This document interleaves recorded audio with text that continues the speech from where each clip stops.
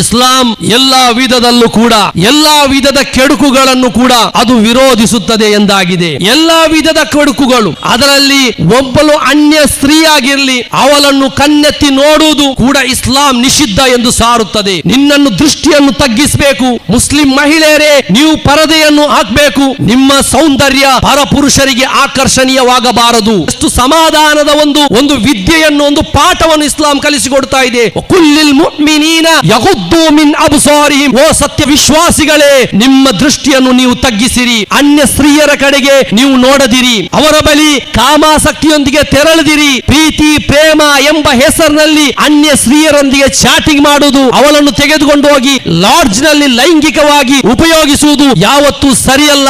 ಪ್ರವಾದಿ ಸಲ್ಲಲ್ಲಾಹು ಅಲೈಹಿ ವಸಲ್ಲಂ ರವರ ಬಳಿ ಒಬ್ಬರು ವ್ಯಕ್ತಿ ಬಂದು ವ್ಯಭಿಚಾರಕ್ಕಿರುವಂತಹ ಅನುಮತಿಯನ್ನು ಕೇಳಿದಾಗ ಅವರು ಹೇಳಿದಂತಹ ಮಾತು, ನೀನು ಮಾಡುವಂತಹ ವ್ಯಭಿಚಾರಕ್ಕೆ ಉಪಯೋಗಿಸುವಂತಹ ಸ್ತ್ರೀ ಯಾರದೇ ಒಬ್ಬಳ ತಾಯಿ ಆಗಿರಬಹುದು, ಅಥವಾ ಯಾರದೇ ಒಬ್ಬಳ ತಂಗಿ ಆಗಿರಬಹುದು, ಅಕ್ಕ ತಂಗಿ ಆಗಿರಬಹುದು, ಅಥವಾ ಪತ್ನಿ ಆಗಿರಬಹುದು. ನೀನು ನಿನ್ನ ತಾಯಿಯ ಜೊತೆ ಯಾರಾದರೂ ಲೈಂಗಿಕವಾಗಿ ಉಪಯೋಗಿಸುವುದನ್ನು ನೀನು ಇಷ್ಟಪಡುತ್ತೀಯಾ? ಇಲ್ಲ. ನಿನ್ನ ತಂಗಿಯೊಂದಿಗೆ ಅಥವಾ ನಿನ್ನ ಸಹೋದರಿಯೊಂದಿಗೆ ಲೈಂಗಿಕವಾಗಿ ಏನಾದರೂ ಕ್ರಿಯೆಯನ್ನು ಮಾಡುವುದು ನೀನು ಇಷ್ಟಪಡುತ್ತೀಯಾ? ಇಲ್ಲ.